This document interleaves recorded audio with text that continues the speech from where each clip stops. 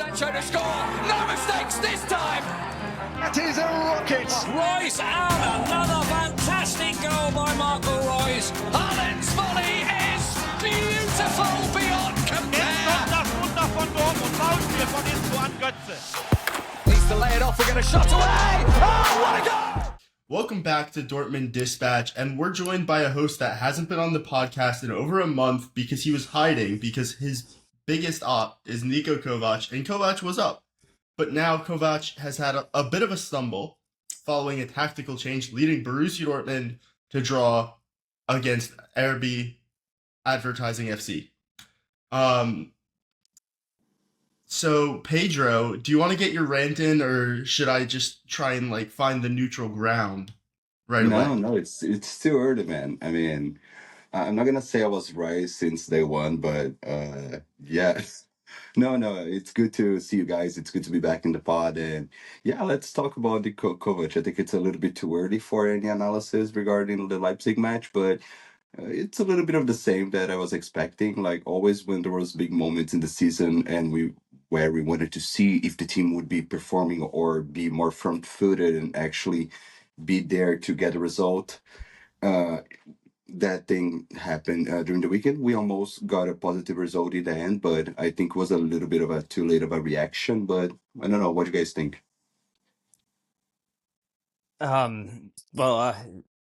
It's good to be back as well. Just recovering from a cold. To answer your question, Pedro, I do feel like that is a bit of a theme with Niko Kovac, is the reaction coming a little bit too late.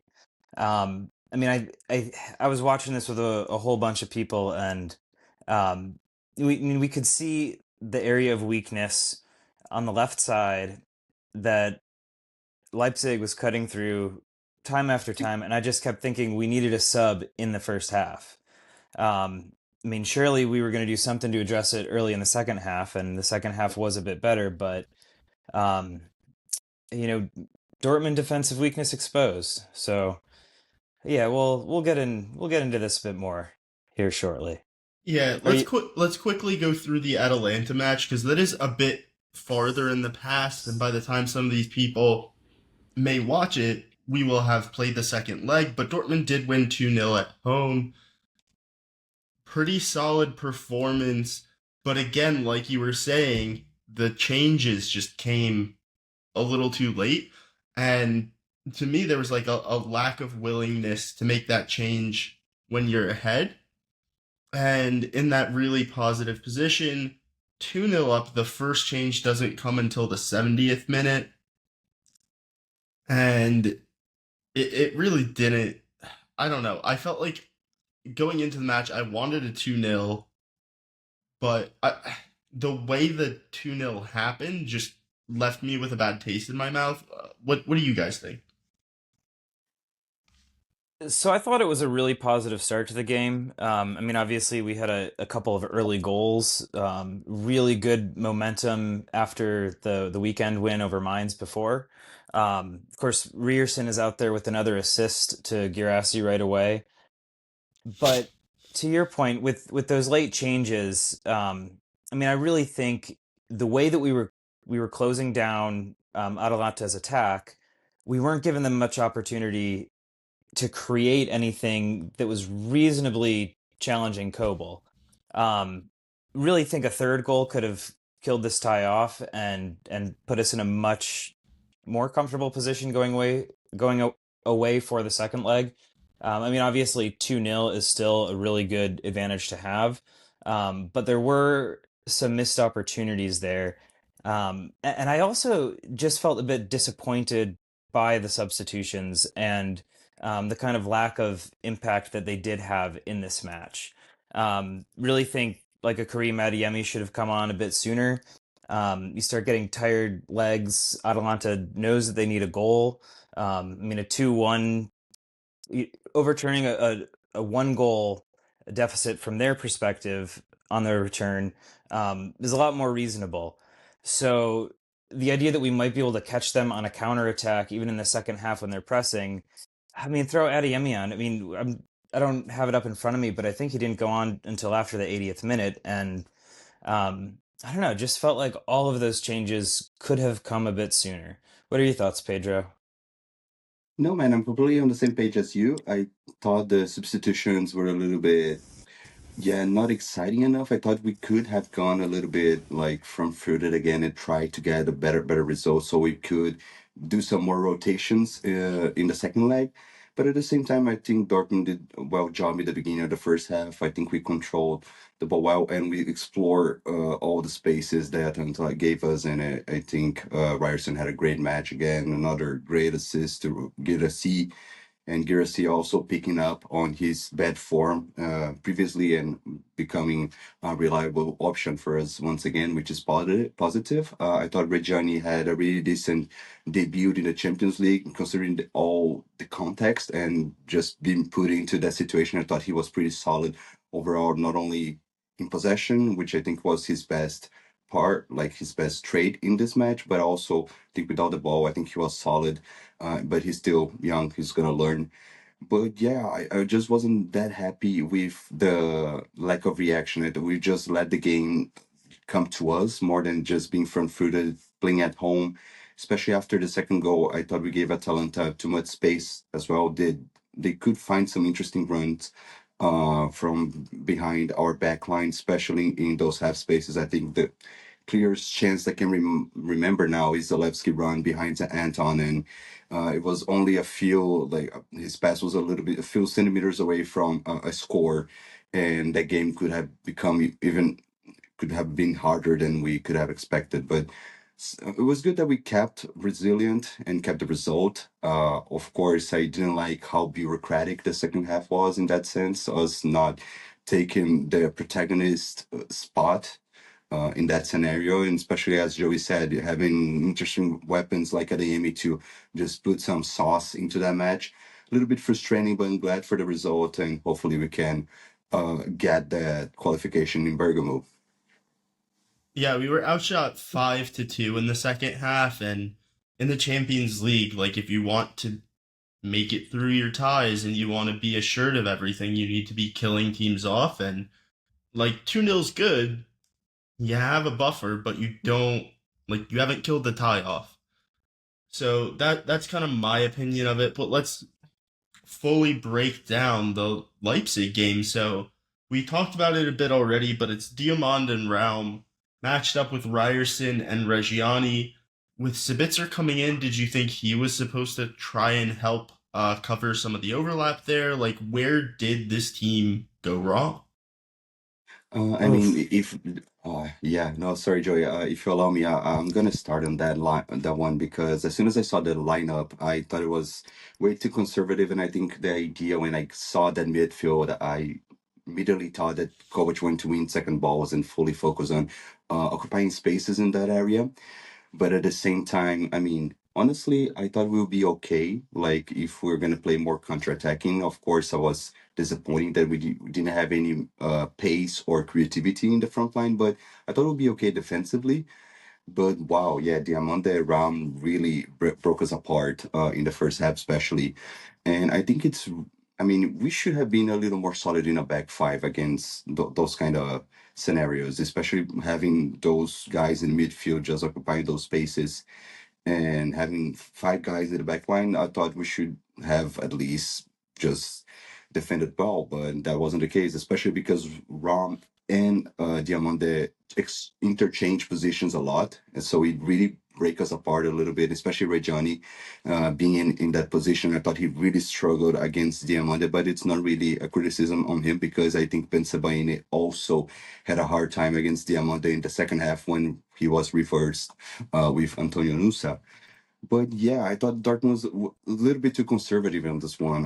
Dortmund was really pressing in a 4-4-2, like man to man, but so it was allowing a lot of spaces in behind for Leipzig's transition, which is what they do the best and what they really killed us in the first half, honestly. And they should, like, overall have killed this match. Like, I was even watching because I didn't watch the match live. I watched the match when it was already done, so I knew the result.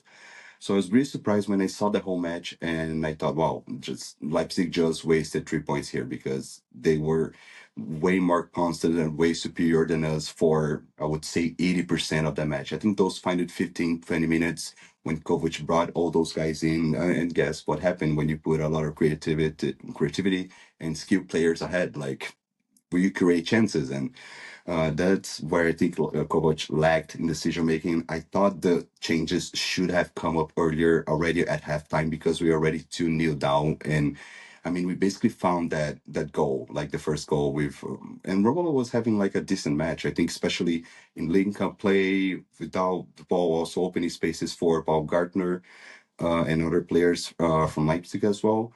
But yeah, we're just pretty lucky with that goal. And that's when you decide to make the changes. You should have done that before. We're already losing to nil. So a little bit confusing on our manager's decision making in this match. Hope at least in that scenario, I think was great that we managed to pick up a point on that one, and we could haven't even got a better result because I mean, personally, I'm already just going on the controversial side of that match. I thought there was a penalty on Adeyemi, right before the final whistle, or I think it was in the 88 or something minute. I really thought it was a pen, and I was really surprised that the referees didn't give us that one. But yeah, I think overall it's just frustrating because again, we had a chance to still pick up in the title race. We're gonna have an important matchup against Bayern Munich, and yeah, I think we wasted a little bit of a opportunity there. Of course, I think you also have to give credit to Leipzig. And Diamonde had a great match. Baumgartner always scoring against us in Leipzig colors. By the way, I have an interesting stat. From the 6 matches Baumgartner played against Dortmund in Leipzig colors, he had 5 goals, which is crazy. And he only had 1 goal in 8 games against us for Hoffenheim. So he's picked up a different form playing for Leipzig against us. So, and he was always running in those spaces in behind the lines, always attacking the first post. And it was a pattern that was already predictable since the first 15 minutes. And Kovac just didn't react quick enough to that, in my opinion. So, I mean, the first thing, there's so many great points there, Pedro.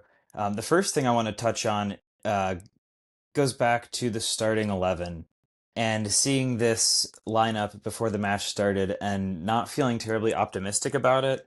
Um, to my view, it kind of felt like, I mean, we weren't really playing with a 10.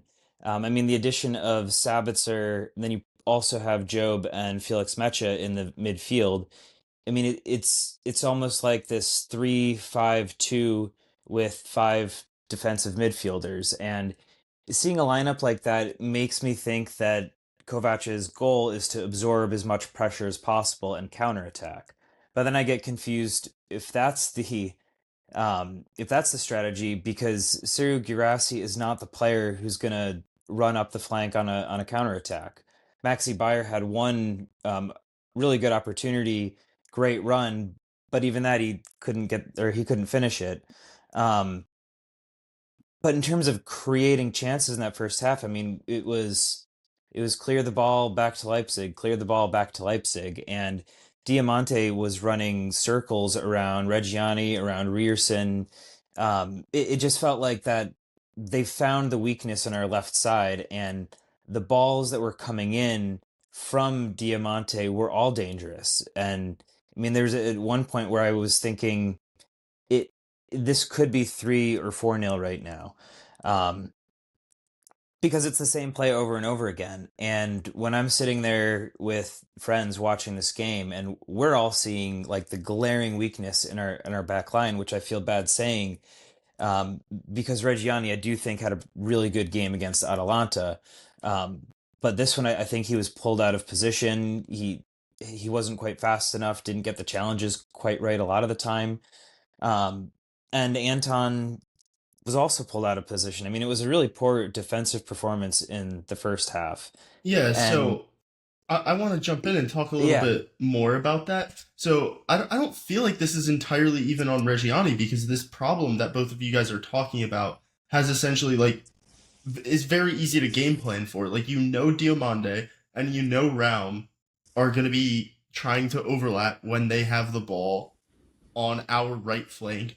And so you have to start Ryerson because you don't want to have the more attacking Koto next to Reggiani. And you end up with the situation where you bring in Sabitzer. And I thought when I saw that it was to get Sabitzer to kind of help out defensively and pull wider and play almost like a right mid defensive role. And he'd be able to track rounds so they could 2v1 with Ryerson helping out with Reggiani. But instead, the game plan was literally to isolate their best player in Yan Diomande on Luca Reggiani. Because if I read out the names of the midfielders for RB, there's no one you should be scared of because Baumgartner's basically playing as a striker most of the game. He's not really a threat in the build-up, or as much of a threat in the build-up. So you have Javer Schlager and Nicholas Seivold. Like, you're telling me that we don't just have two better versions of those players in Joe Bellingham and Mecha? Like, Seivold's not a young kid anymore. He's not a prospect. Mm-hmm. He's a guy who took till he was 25 to be able to start regularly in the Bundesliga. Javer Schlager's like been injured a lot. I personally don't like him because he had a game where he had like 8 fouls against us and didn't get sent off. But that's neither here nor there. Like, regardless, you have to believe that Mecha and Bellingham are just better versions of those players because they've proven it. And so you're adding a body in midfield. We didn't dominate the ball. Kovac doesn't dominate the ball anyway, so that doesn't really make sense to me. So you could have either played an actual attacker in that right wing role that we have played all season, that we had our winning streak with, and tried to pin round back, or you could have had Sabitzer kind of like track back with round and pull wider to support them. And to me, like, did you guys notice if Kovac had them do either of those things? It felt He like we kinda didn't do our did that. homework. He kind of did that in the first half, especially after the 30th minute. Sabitzer started to come back a little bit more to track down rounds, runs, but at the same time, like, I think that combination was just too good to be true, and they're stretching our back line so much. I was just seeing them, Diamande just storming out against Ryerson, and Reggiani would just stretch the line just to help support on behind rounds runs. But at the same time, I thought he couldn't just pick up you. Of course, he's a youngster, and I don't think it's even his fault because Ben Sebaini also struggled when Diamande went on that side. I think it's just a matter of I think the starting lineup was a little bit too conservative, and with time, with Leipzig taking the front foot, it became even more conservative because Sabitzer was not even helping like up front, just trying to shoot or trying to find passing lanes. He was just tracking back round, failing at that. And we didn't have the counters, we didn't have transitions. Like, we're pretty poor, especially in the first half.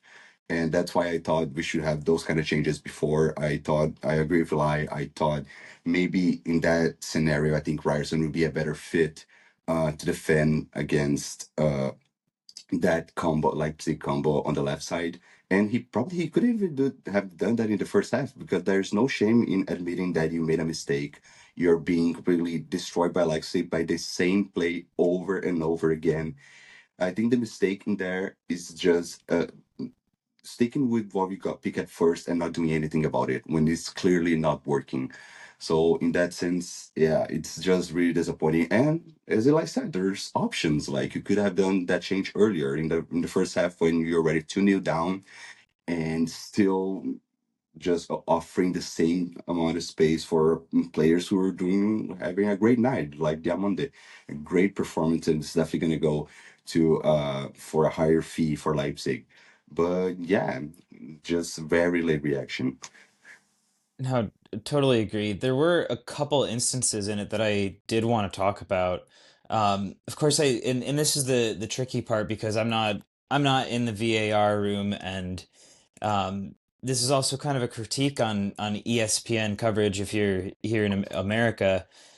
But both of Leipzig's goals looked very questionably offsides, in my opinion, and we never really saw as viewers, again, at least in the coverage that I was watching, there's never a definitive camera angle to kind of show that yes, these plays were onside, and I was just, wondering, are those worth taking a look at? Because to me, especially the second goal, not the assist, but the pass before that was very questionable. Again, but then the penalty shout against Adeyemi, I do kind of see where the referee is coming from in the decision not to award it, despite sort of the quotes we've seen from Rierson, Sebastian Kiel, Niko Kovac, because yes, Adeyemi's legs are essentially swept out from under him. But watching this one, I couldn't help feeling like Adeyemi was really trying to draw that foul. Like didn't have quite enough space to get in front of the player, so he cut in a way that there was really no choice but the colliding of legs. I mean, I think that's one of those where the on-field decision is going to stand because it's probably a 50-50 whether that gets called. Um, and if it's not quote unquote a clear and obvious error, which in itself is rather subjective, then VAR is not going to overturn it. The really frustrating thing to me though is that if this were a game that was Bayern Munich versus RB Leipzig, I can't help but feeling like it would have been 3-0 to Bayern because that penalty would have been called in their favor, and I feel like both of Leipzig's goals would have been called offside. So that it Well, makes me Great laugh a little foul. bit, Yes. but again, I'm I'm never just one to defend ESPN, but ESPN just buys the world feed, so that's on the Bundesliga, I come believe. on, Like Bundesliga. their Yeah. broadcast to show that. I would have liked to have seen it, but I can assure you that there would be hundreds of tweets and stuff online. I'm not on the app formerly called Twitter anymore, but I'm sure that someone would have like put that in a group chat I'm in had that No, actually been but offsides.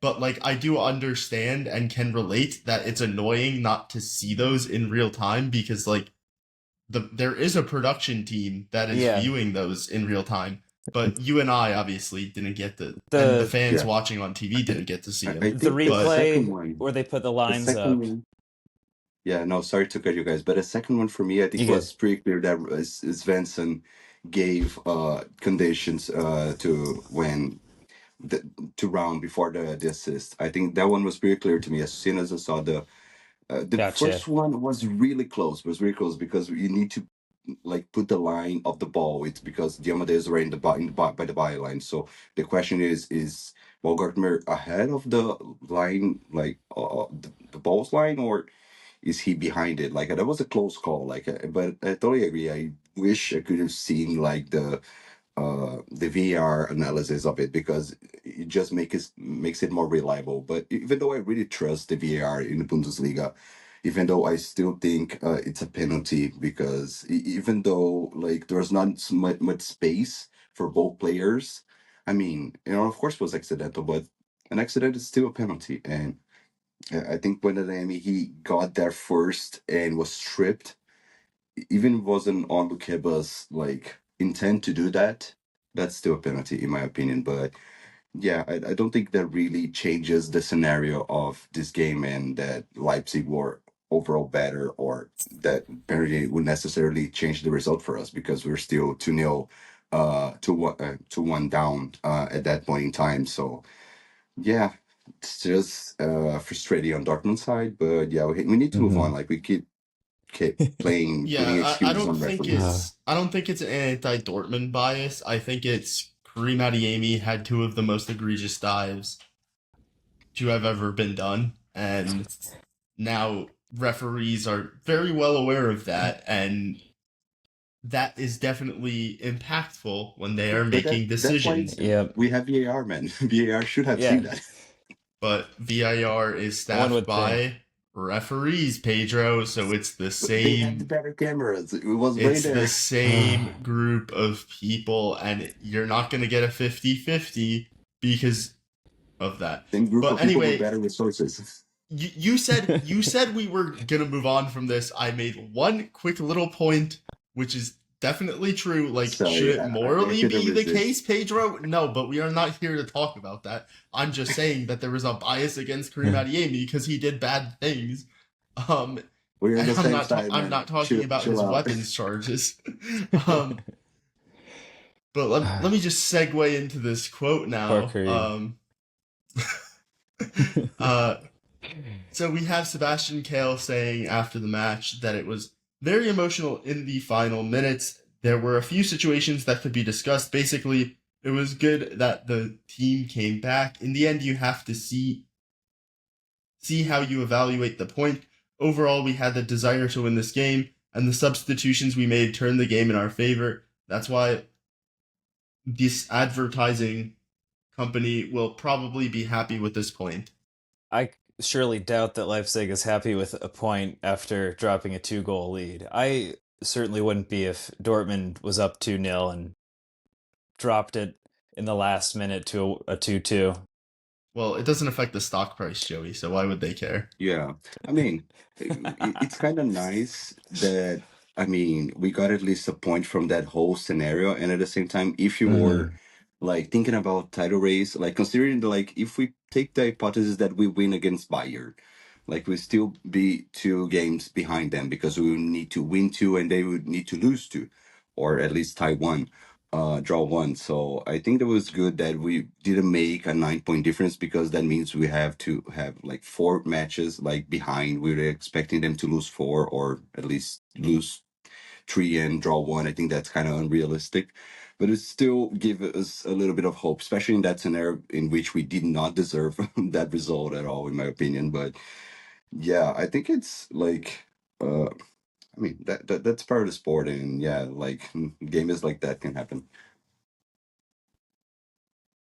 Yeah, so let's get into our star of the week. Pedro, you haven't been on the show as much recently, so I'll let you have the first pick, and you can talk about whoever you want, Jan Couto for your Brazilian brother, but No, I I don't don't know think why. I don't think he played enough for me to consider him. No, I will go with the easy pick. Someone needs to take him. I think at least that's the most obvious pick in my opinion. I think Julian Ryerson had a hell of a week. Like I think finally people are like outside the Dortmund bubble are realizing how good of a player Julian Ryerson is, not only defensively, but he has also been improving a lot in his offensive game, and especially having a guy like Koto as a backup, you need to step up, and Ryerson is doing that very well, not only technically, but I think he's also a really good leader on the pitch as well, just complaining with referees, like taking action, like when speaking with the authorities and trying to like hype up his teammates. So I think because of that overall package with Ryerson and of course his assists and how important it is for this team offensively this season, I would have to go with Junior Ryerson. I think A that's great a pick. really Joey. really good shout. And I do think if the own goal the other day hadn't hit 2 players on the way in, I do think Rearson would have gotten another assist for it. Um, Yeah, my he's my been great on set pieces. He's Hmm. wonderful. My star is going to be Job this week. I was trying to think who I thought was the best over both matches between Atalanta and Leipzig, and I think Job is starting to come into his own here in Dortmund. Um, I mean, it's not like he had a fantastic run into the box or scored a goal or anything, but his ability to circulate the ball, hold the ball, win the ball has all been pretty impressive in the last few weeks, and it makes me hopeful that we're just seeing the beginning from him. So that's going to be Job for me this week. Yeah, that's a great pick. I thought he was really, really good against Atalanta.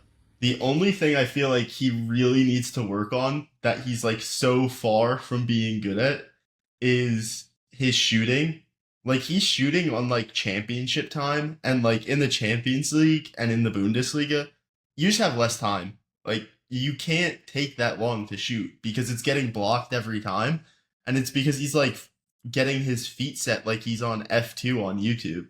Um, but he's very good at everything else. Aside from me just getting that joke off, I'll take the most obvious remaining candidate, and that's going to be Sergio Guirassy, goal and assist against Atalanta, and then an assist on the equalizer, I believe it was, for Fabio Silva on the weekend, and he's playing much better. Yeah, it was Kareem, man. That was Oh, Kareem. sorry, it was Kareem. I don't know. Why did I think he had an assist? Well, anyway, goal and assist. Um, in the Champions League match, great performance there, and yeah, Garasi's been better of late. There were definitely moments in the weekend where he wasn't as good, and that's partially like I think down to the tactics and how poorly Kovac got it, rather than it necessarily being Garasi's fault. But yeah, there was also a part of me where it's like if Garasi had been rested on that Maxi Bayer run when he has the shot, like it's fully possible that like a Kareem Adeyemi or a Fabio Silva can keep up with him a little better. And instead of like being available for a rebound, they're actually like level with the ball and like able to finish off a tap in and make themselves available there. But that's just not going to be Garassi's game, so you don't want to be too critical. Now we have a dud of the week, and I already know where Pedro's going to go, so I'm going to go in a different angle to start this off, and it's got to be Anton. Didn't really do anything wrong in the midweek, but against Leipzig, on the two like assists, he's getting caught, I feel like, too centrally on both those. And he's not tracking that like late run to the front post. Like I need you to be coming more into that front post to take that space away. And instead he's just leaving like the front half of the 6 yard box vacant. But Reggiani's like all the way pushed out. Like you have to be collapsing into that space because otherwise it's just going to be vacant and you're going to let guys from Leipzig run into it for free. And that's pretty much what happened on both goals. And on a third chance that I believe Baumgartner missed. But yeah, that was the guy I felt I could most easily criticize for this one. Hmm. Joey, do you have a Actually, no, actually, on that note, I think that's interesting because you said you didn't know where I was going with. I had the same thought with you because I thought you were going with Kovac. So, but to be fair, like my I was in between Anton and Kovac because I completely agree with you in what you said, and I think especially in the first goal, in the beginning of the play before the goal, Anton tried to anticipate a guy in the midfield, and he took too long to recover, opening that space in between Reggiani and Bensebaini, in which Baumgartner just went rent free and like no one was there, and Anton basically he just stayed to keep the line, like the offside line structure, but he didn't defend the first post. Like he didn't see Baumgartner running behind. He was too late. I think he has to blame for that, even though like overall he had a decent performance, especially with Atalanta, and like he recovered well in the second half against Leipzig. But I thought it was a fair shout. But since you went with Anton, I'm going with Niko Kovac because I think I already said enough on him. I think I'm not gonna play that card. I was always right because I think Kovac. you said And that that's 3 times. yeah, I know, but I deserve that. I feel like I feel like I deserve that at this point because I've been warning you guys for a while. Like it's not like I completely He's hate not gonna Kovac. say it, but he is gonna say that he's not gonna say it repeatedly and say that he deserves to say it, Joey. You can say But it. that's true. I gotta say it. I got to say it. At this point, you might as well. Yeah. Okay, I was right. God damn it, I was right. Anyways, yeah, I think I still have the same opinion. Like, I think Kovac he has gave us a high floor, and I think with the amount of points we have today, I was seeing a video or like a Twitter post this week saying I think majorly in the past few seasons in the Bundesliga with the amount of points that we're picking up this season, that will be enough to win it. And of course, we always have like a great buyer team and a great moment in time or like Leverkusen, like whoever. Usually, of course, we only have Bayern Munich winning the league most of the times. But like, I think he's doing good. But I think medium to long term, I think this team ceiling is not high enough that he will be able to sustain that, especially if Bayern keeps that form, and especially if other teams start to pick up on just worse seasons that they had in the previous one, like Leverkusen, which I think they have really good, interesting players that could develop to a really good team to compete for those second and third spots in the league. And again, it's really frustrating to have Kovac being too conservative against like more qualified opposition, or at least not be front footed enough, or just be in a good position to win and then let it slip at the last second. I think two matches I can think of right now are Stuttgart and Juventus at the top of my head, but there's probably more that I can remember now. So yeah, I think it's my dud because of that. But majorly this weekend, especially against Leipzig, I think he's at fault, and I think he could have reacted way earlier for give us continue like on a good streak of wins, and he didn't. I I think that's fair. I do want to defend Kovac a little bit, just because I don't feel like our squad right now, especially with the injuries, I don't feel like we have the depth to be playing in more than one competition or with these midweek games. So the the one thing I kept I was thinking about this lineup over the weekend even was that, you know, when Julian Brandt plays every 3 to 4 days, we don't see the best Julian Brandt. So that's a player who needed a break. But if Chukwuemeka can't really fill in that same kind of role, what do we do? Or if he's just not reliable? Um, I do wonder. I mean, I think Kovac is performing well enough that I'd like to see how he could do next season with maybe a bolstered squad, or with a few players that he's picked or favored to come to Dortmund to boost this squad.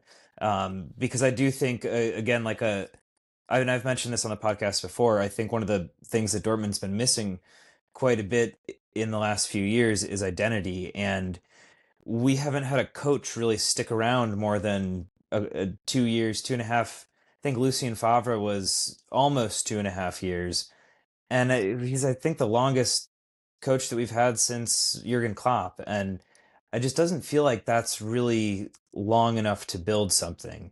At the same time, I was always in favor of. I mean, I was certainly in favor of his sacking at that time, but I think the fact that we haven't lost a Bundesliga game since we played Bayern Munich in the first half of the season, I think that does say something about where we are as a squad, at least in terms of that floor that Pedro mentioned. Because I'm not, at this stage of the season, I'm not worried at all about qualifying for Champions League. I mean, that just kind of feels like a given. I mean, unless we have some kind of catastrophic drop in form. But I'm okay with Kovac right now, and that's not the. I think everything Pedro said was very valid too. The first half tactics, especially against Leipzig, were not good. But to pivot a little bit over to my own dud, and this one is a bit out of left field, but I put a lot of thought into it. Um, and part of it has to do with this whole quote unquote title race that the the commentary loves to talk about, the clickbait articles love to talk about Dortmund being in the title race, and anytime somebody has asked me about the title race, I've responded with something like, if we win every game, like every Bundesliga game, and we beat Bayern Munich, like, once we beat Bayern, then we can talk about a title race, assuming we beat Leipzig too. Um, Otherwise, it just feels like a moot point to have the discussion. But if the players like Waldemar Anton and Nico Schlotterbeck want to make declarations about winning trophies with Dortmund or wanting to become German champions, then we have to believe that we can do it. And that means believing that we can do it until the final whistle. And for that reason, I am going to give my dud to Fabio Silva. Um, one, and this is unrelated to his goal because it was a great goal, rescued the point. I jumped out of my chair at the bar, screaming and celebrating. It was wonderful. It was a fun time. But there were still almost 3 minutes on the clock. And if we were going to be in any kind of conversation for the title race, we need 3 points, not 1 point. So in that kind of instance, even though it's his first Bundesliga goal, I want to see the players grab that ball and run back to the center circle because that's what we need to do. Let's push for that third goal if we want to be thinking about a trophy. In addition, I really did think that Silva's passing when he came in was really bad. Um, Not just misplaced passes, but a few that were like caused the recipient to have to run. Um, just not the best overall performance. However, got in position, scored the goal, and really happy about that. So I don't want to detract from my excitement at that goal at the time. And the fact that we did rescue a point from this match is great. But again, the reaction I want to see is pushing for the win. And it felt like the celebration was as if we had just won the match rather than we rescued a point. There are 7 minutes of stoppage time. Anyway, that's why I'm giving Silva my dud, but his teammates are kind of there with him for that. Half an Joey, expected goal contribution in 19 minutes. Maybe the guy should have had a half hour. I don't know. bro, think how Joey Maybe. explained the context because me and Eli, when he said that, we were just like that John Travolta meme, like we're like, Like the guy who equalized, who saved the No, I point, mean prevented credit our loss to a credit billboard. credit where credit is due, and I don't want what I said to detract from the fact that that was a great goal. It was a draw saving goal. But if we want to be talking about silverware or maybe catching Bayern Munich, then we need to be pushing for the win because I think we can beat Bayern next week. But after beating them, I still don't think we're going to win the league. Yeah, I do understand what you're saying, but as a dud of the week, it just feels like I've been making fun of Pedro for having some hot takes this episode. That feels but like I'm right another though. one that was up there. I wasn't expecting it. I don't know. Well, I figured that somebody was gonna. I don't know. I mean, Anton was a name that I considered as well. But I had a couple of trouble. I had a little bit of trouble with a couple others because I thought Mecha and Reggiani both had pretty good games against Atalanta, but I thought they were both pretty poor against Leipzig. I don't know, but that at the end of the We're all day, allowed to have our own opinions here, so exactly. No, So but sorry, I will Silva. and also struggle. Yeah, with that, if it well, wasn't Anton or Kovac, I had no idea who to pick. Honestly. yeah. That's fair. Let's now move on. We do have a preview, like you mentioned, as we're about to play Bayern. What are you expecting from this game? I am not entirely sure what to expect from this one, and I think some of it is going to come down to the result against Atalanta, and how motivated the team are. We're kind of in the stage of the season at this point that, like I just said, we're not going to challenge for the title. So Dortmund doesn't really have anything to lose. Why not go for an all-out attack win? Maybe we get caught on the counter, but maybe Kovac makes something up and we beat his former side.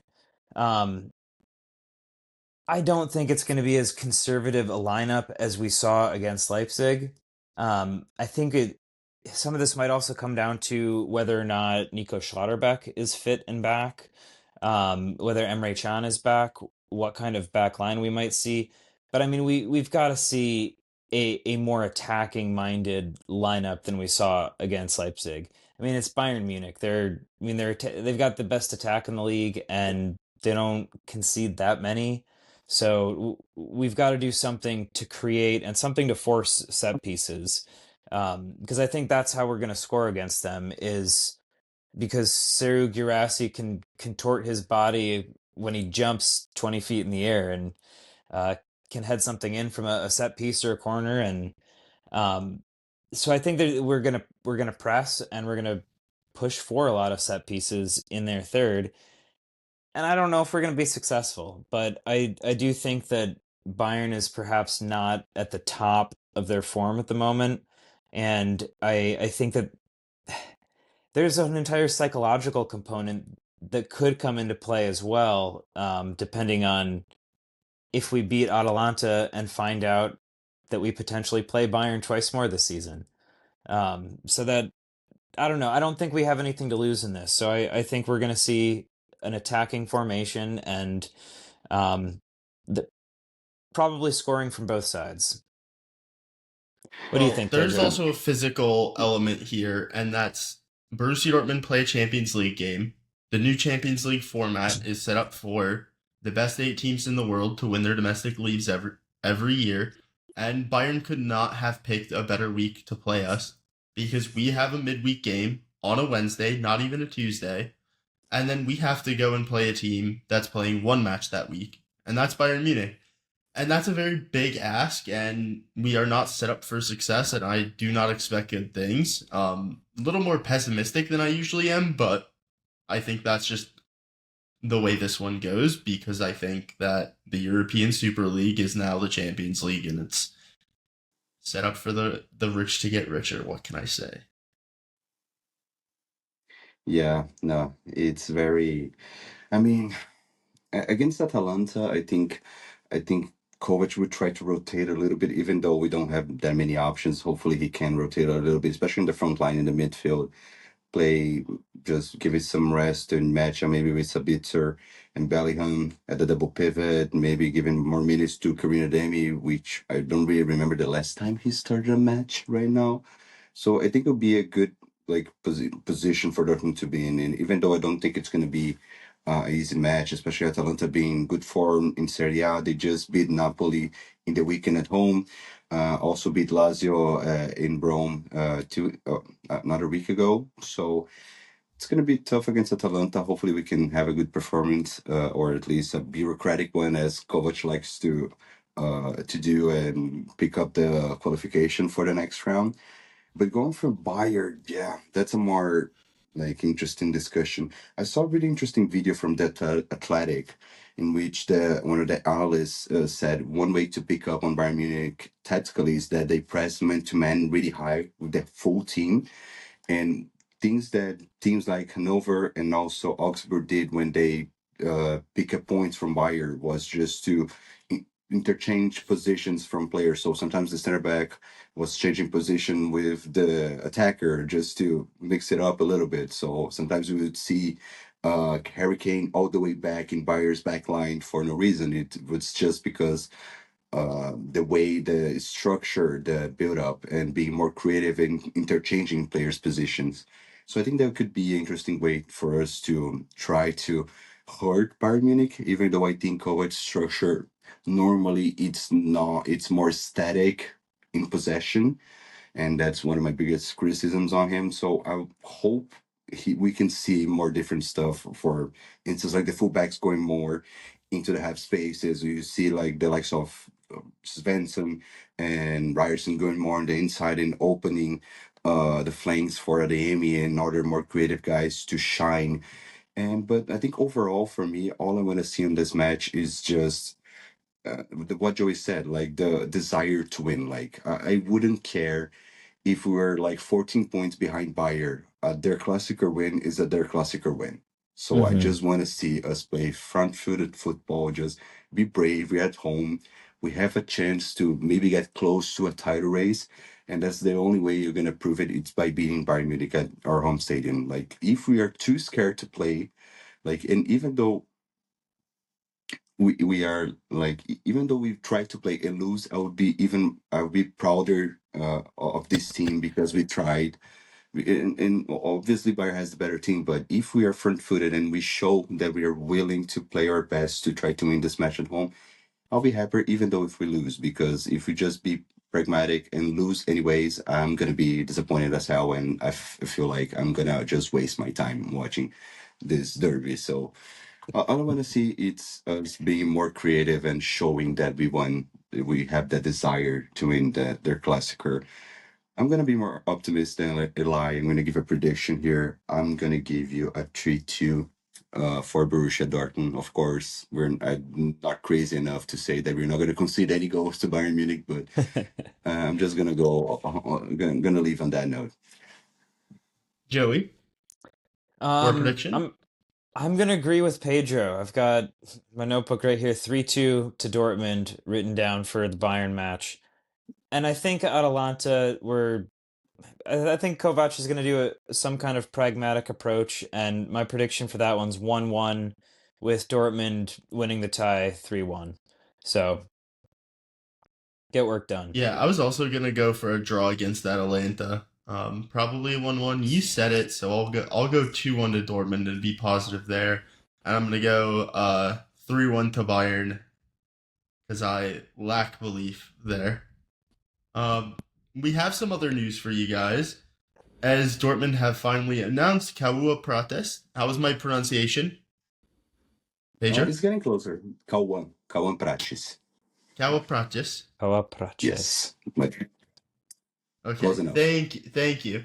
He arrived at Borussia Dortmund and said, "I am very proud that I will be able to play for this great club starting in the summer. I am really looking forward to it and will give my all from day one in black and yellow to be successful with BVB." Any thoughts on this? I mean, I'm just happy. Like, if he's not the best, he's definitely one of the best left back prospects in Brazil and South America for sure. So it's great to see Dortmund picking up a talent like that so early on.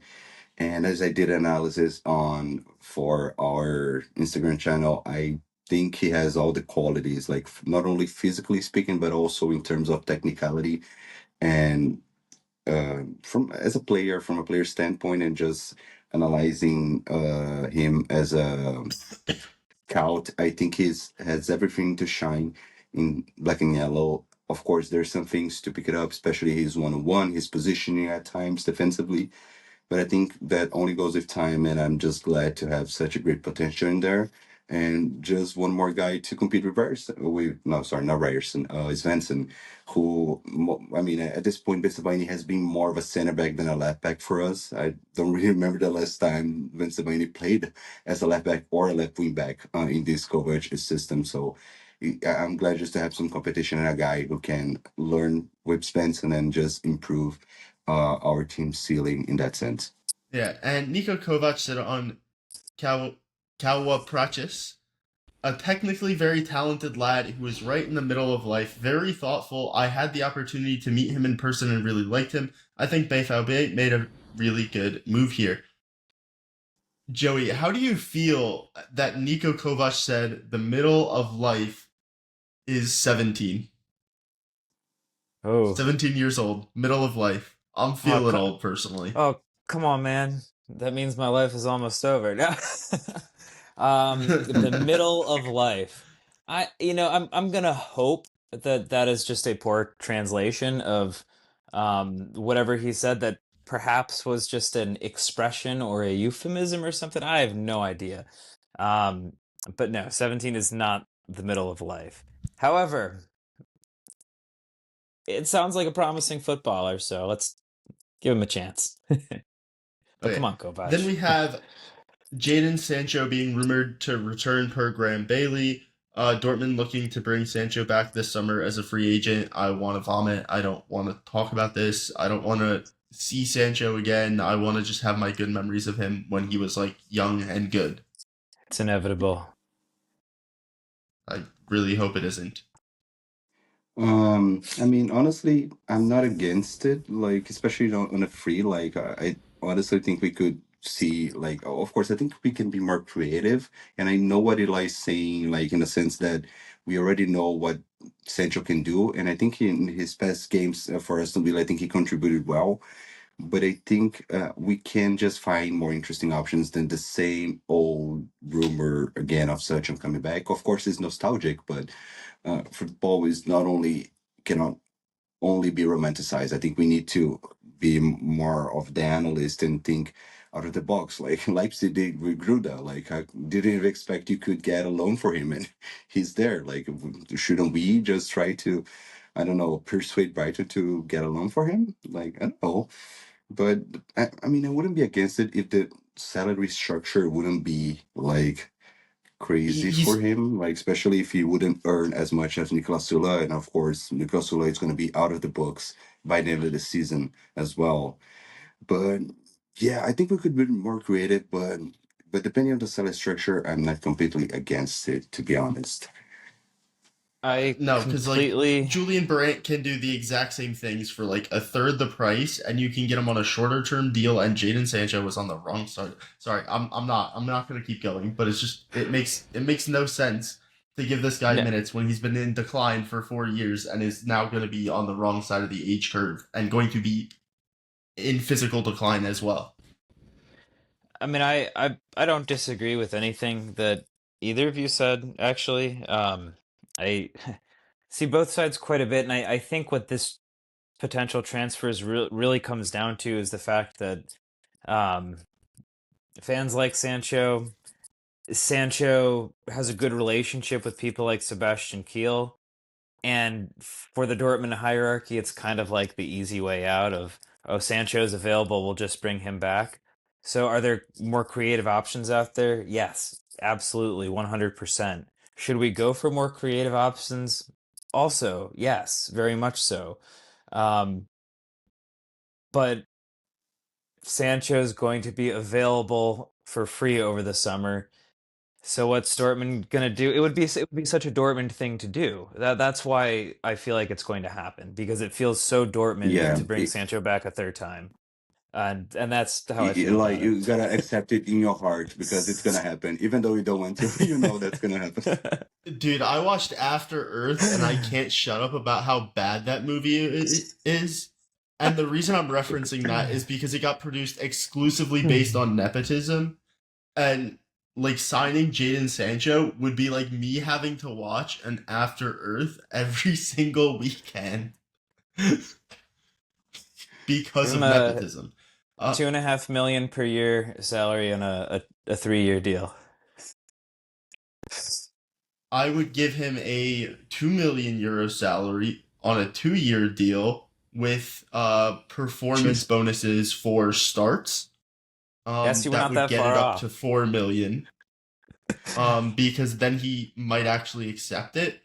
But if he hits the starting bonuses, and it would have to be like 15 starts that he gets any money. Like no money, 15 starts you get a mil, and then if you get another 10 starts exclusively in Champions League knockouts and league games. Not even Jesus like Christ. Minimum if he plays semifinals against in like every competition. Bodo Glimt in the or That's like very rough. And you Azerbaijani talk about clubs. me and Uh, controversial opinions. Bodo Glimt's going all the way. They're winning it this year. No, no, no. I just meant I was trying to think of a team we played in the group stage. Like those games should not count towards the starts for performance based bonus. No, no, no, no, no, no. Like when he plays well for a year, which he hasn't done in about 5 years, right? Yeah, it's been like five Whenever years his since last he's year at Dortmund performed well. was. Like, dude, it's been 5 years. Like, what are we talking about? It's been 5 years since he's put up a good 6 months. The No, I last mean, time he again, came, yeah, he put up one good performance the last time he came. he had 2 assists, I believe, in that. I'm over it. Dude, I'm over it. I'm over it. Two We're two talking assists about the in next 12, I think. Joey, we have one more story. I'm over it. I'm over it, okay? You're clearly not, but we should proceed. We should probably move on. So Valdemar Anton on winning titles with Borussia Dortmund stated, "If you don't dream of winning titles, Borussia Dortmund is not the place for you. The lads know what matters. We'll do everything we can to make it exciting again, but we have to do our job well, and above all, win the close games. Are Dortmund on the right track? Taking the result against Leipzig in mind and taking the appropriate steps to becoming a team that can achieve this goal."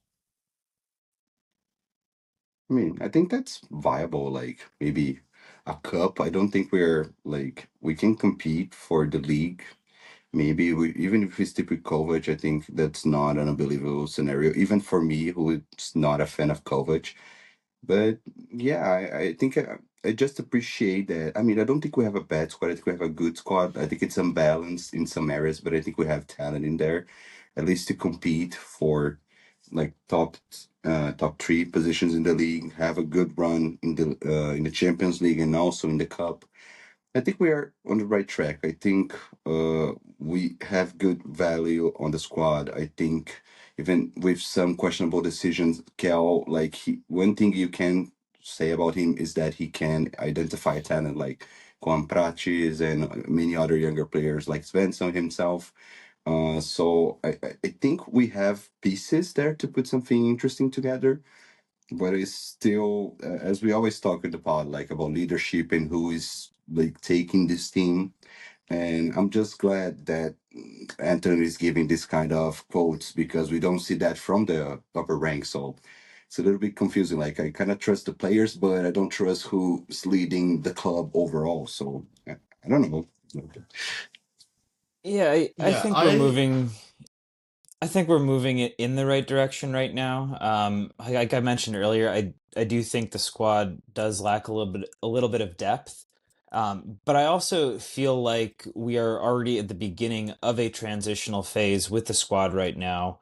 I mean, we know that a few players are leaving the summer for sure. Sula's not coming back. We may also see some contract extensions very soon from players like Schlotterbeck and Julian Brandt, maybe Emre Can. But I think that they've got to be thinking about what the squad is going to look like next year right now. Is Guirassy leaving this summer? Who might who might be the new striker to take that place that would also somebody who would fit in with the squad. Um, but with what we have at the moment, um, all things considered, that this Leipzig game came in between two Champions League matches against Atalanta that are knockout. Um, it with our with the number of players we have and the depth with everybody's form, I do think it's okay to consider the fact that we got a draw. I mean, I complained about the title race earlier, but I don't ever really feel like this season we were reasonably competing for it. I do think it's a shame that we got knocked out of the cup, um, just because I do feel like that's always a trophy that is relatively feasible. But I digress. I think we're on the right track, and I do think we're going to have a stronger season next season, especially if we get a statement contract extension from Nico Schlotterbeck. yeah. Last season we finished on 57 points. Bayern won the league with 82.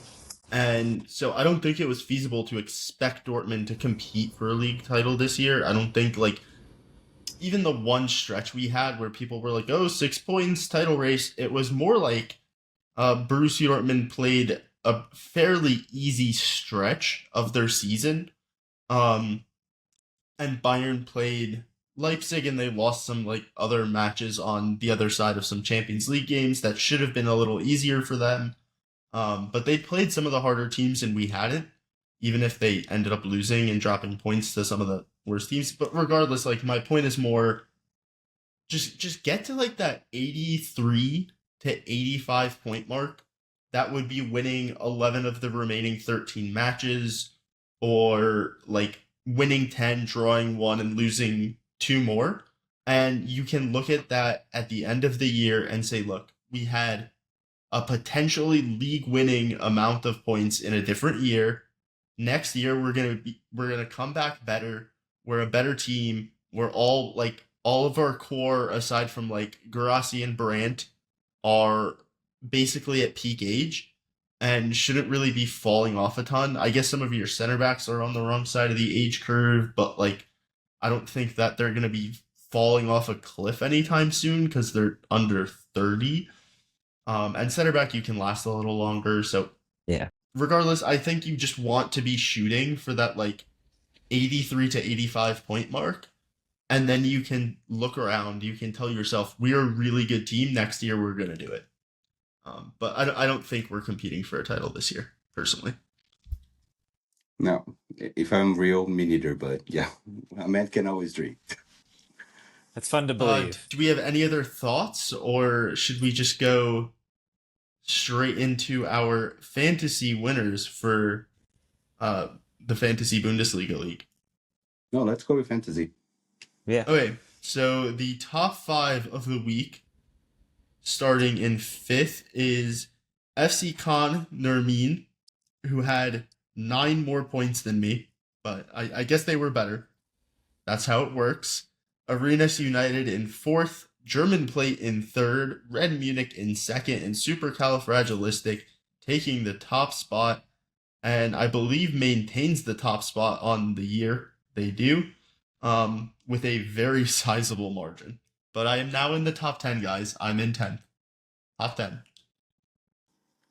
So, thank you. But that'll do it for us this week. Please make sure you like, share, subscribe, follow us everywhere you get social media. We are Dortmund Dispatch. We really appreciate you guys listening, and have a good one. Jadon Sancho to score. No mistakes this time. That is a rocket. Royce out. Another fantastic goal by Marco Royce. Haaland's volley is beautiful beyond Jetzt compare. kommt das Wunder von Dortmund. Foulspiel von Inso an Götze. Needs to lay it off. We're going to shot away. Oh, what a goal!